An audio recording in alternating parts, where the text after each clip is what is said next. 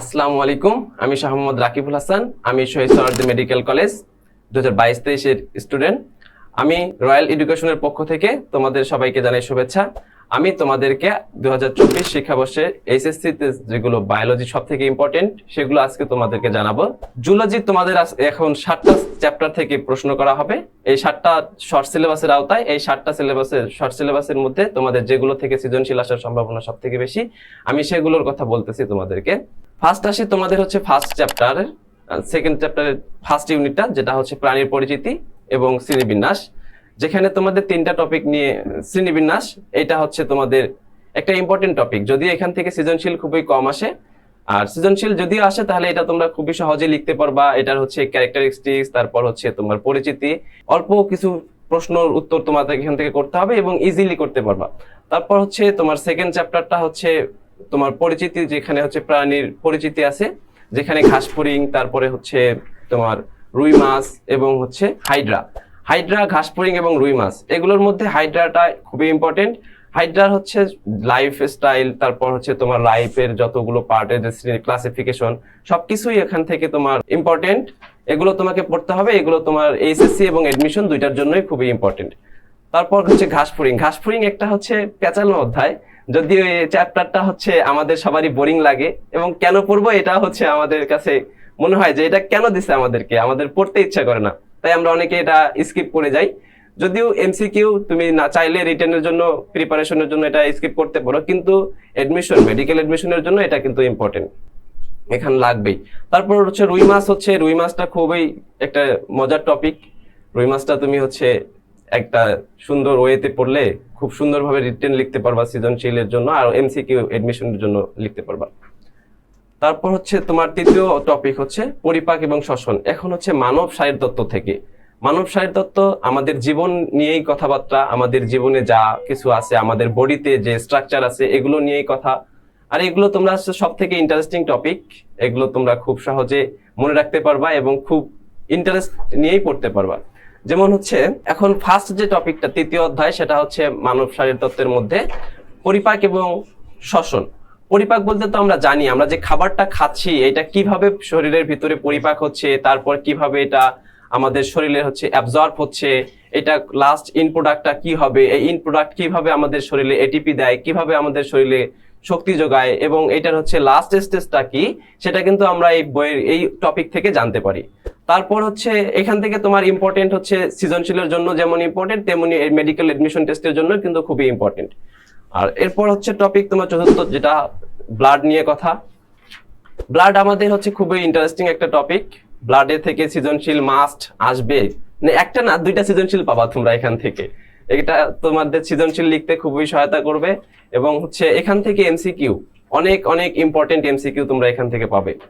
তারপর হচ্ছে তোমার পঞ্চম চ্যাপ্টার, যেটা হচ্ছে শ্বসন নিয়ে কথা, যেটা আমরা হচ্ছে রেসপিরেশন সিস্টেম বলি। রেসপিরেশন সিস্টেমে আমাদের মেইন যে অর্গানটা কাজ করে সেটা হচ্ছে আমরা জানি লাংস হচ্ছে আমাদের দেহে কয়টা আছে? 2টা আছে। এই লাংস থেকে আমাদের 2টা যে লাংসের সব ডেভেলপমেন্ট, তারপরে লাংসের হচ্ছে ক্যারেক্টারিস্টিক্স, তারপর এর হচ্ছে যে ফিচার গুলো আছে, সবই কিন্তু আমরা হচ্ছে এমসিকিউর জন্য পড়বো মাস্ট। এবং এখান থেকে সৃজনশীল আসবে।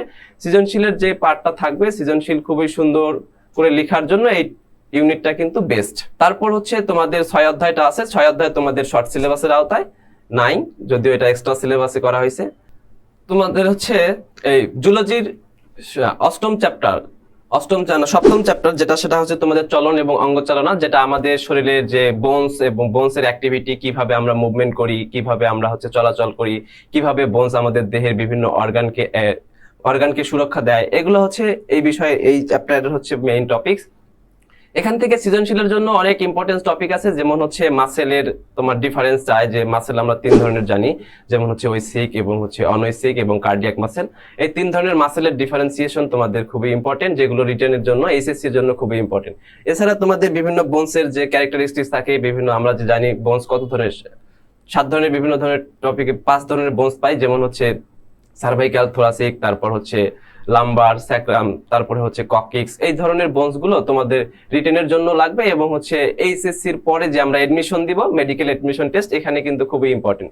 বোনসের প্রতিটার টপিক, কোনটা কি ধরনের বোনস, কোনটার কি কি স্ট্রাকচার আছে, কোনটার কোন কোন টপিকটা, মানে হচ্ছে দেখেই বোঝা যাবে যে এই বোনসটা কি, এই বোনসটা কি, এবং এই বোনস গুলোর মধ্যে কোনটা কোন ধরনের বোন। কোনটা হচ্ছে তোমার ফ্ল্যাট বোন, কোনটা আবার হচ্ছে লং বোন, এটিপিক্যাল লং বোন, অ্যাটিপিক্যাল লং বোন। এই বোনস গুলোর মধ্যে তোমাদের ডিফারেন্সিয়েশনও চাবে।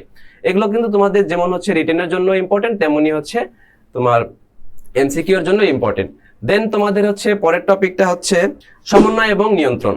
সমন্বয় এবং নিয়ন্ত্রণ আমাদের হচ্ছে যেটা নিয়ন্ত্রণ করে সেটা হচ্ছে আমাদের যে ব্রেন আছে, ব্রেন থেকে কিন্তু সম্পূর্ণ ব্রেন এবং মেডুলা অবলঙ্গাটা, এবং এই দুটা হচ্ছে আমাদের কি করে, শরীরের সকল অঙ্গতন্ত্রকে নিয়ন্ত্রণ করে। এগুলো আমাদের হচ্ছে ব্রেনের মধ্যে যে ভাগ ডিভিশন গুলো আছে, এটা কিন্তু তোমাদের এক্সট্রা সিলেবাসের মধ্যে, তবুও কিন্তু এডমিশনের জন্য খুবই ইম্পর্টেন্ট একটা টপিক। কারণ এডমিশনের ক্ষেত্রে এডমিশনে তোমাদের যে ফুল সিলেবাস থেকে কিন্তু কোশ্চেন হয়। এইচএসসি তে তোমার হচ্ছে যেহেতু 7টা টপিক সিলেক্টিভ টপিক, এখান থেকে কোশ্চেন হবে, কিন্তু বাকি যে হচ্ছে তোমার 5টা টপিক থাকবে, এগুলো কিন্তু তোমার এডমিশনের জন্য খুবই ইম্পর্টেন্ট। তারপরের টপিকটা যেটা, সেটা হচ্ছে মানব জীবনের ধারাবাহিকতা। মানব জীবনের ধারাবাহিকতা বলতে বোঝাচ্ছে একটা মানুষ কিভাবে জন্ম হয়, কিভাবে সে জন্মের পরে কিভাবে বড় হয়, কিভাবে একটা মানুষ পরিপূর্ণ মানুষে পরিণত হয়। এটা হচ্ছে তোমাদের এই জীবনের ধারাবাহিকতা, মানব জীবনের ধারাবাহিকতা। এটা হচ্ছে এক্সট্রা সিলেবাসের মধ্যে, শর্ট সিলেবাসে ইনক্লুডেড না।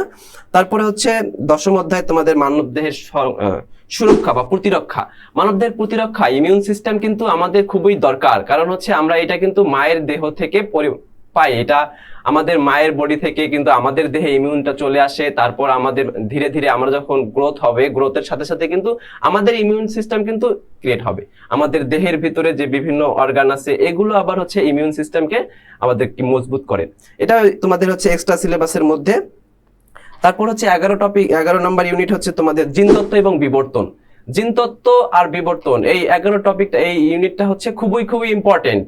এই জিনতত্ত্বটা তোমাদের জন্য যে সৃজনশীলের জন্য এতটাই ইম্পর্টেন্ট, কিন্তু খুবই ইজি এটা টপিকটা, যে একটু যদি তুমি বুঝিয়ে পড়ো না, তাহলে হচ্ছে মনে হবে যে এটা এত মজার এত মজার, তাহলে তুমি বুঝতে পারবা যে আসলে অনেক মজার একটা টপিক জিনতত্ত্ব। এরপরে যে বিবর্তনটা অনেক ইজি। বিবর্তনে বিভিন্ন হচ্ছে মতবাদ আছে, আমরা ডারউইনের মতবাদ পড়বো, তারপর হচ্ছে লামার্কের মতবাদ পড়বো। এই মতবাদগুলো আমাদেরকে পড়তে হবে। এটা কিন্তু তোমাদের কিন্তু শর্ট সিলেবাসের মধ্যে ইনক্লুডেড। আর এগুলো হচ্ছে তোমাদের মেডিকেল টেস্টের এডমিশনের জন্য কিন্তু এই ইউনিট থেকে 2টা থেকে 3টা কোশ্চেন হবেই। জিনতত্ত্ব থেকে 2টা 3টা, আবার হচ্ছে তোমার থেকেই কোশ্চেন হবে, বিবর্তন থেকেও কোশ্চেন কিন্তু হবে। তারপরে লাস্ট ইউনিটটা হচ্ছে তোমাদের প্রাণীর আচরণ। প্রাণীর আচরণটা তোমাদের এক্সট্রা সিলেবাসের মধ্যে, যদিও এটা হচ্ছে শর্ট সিলেবাসে নাই, এই জন্য সৃজনশীল লেখার কোনো প্যারা নাই। তো তোমরা হচ্ছে বুঝতে পারছো এটা হচ্ছে এডমিশনে লাগবে, সো এটা এডমিশনের জন্য পড়ে নিবা। থ্যাংক ইউ সবাইকে।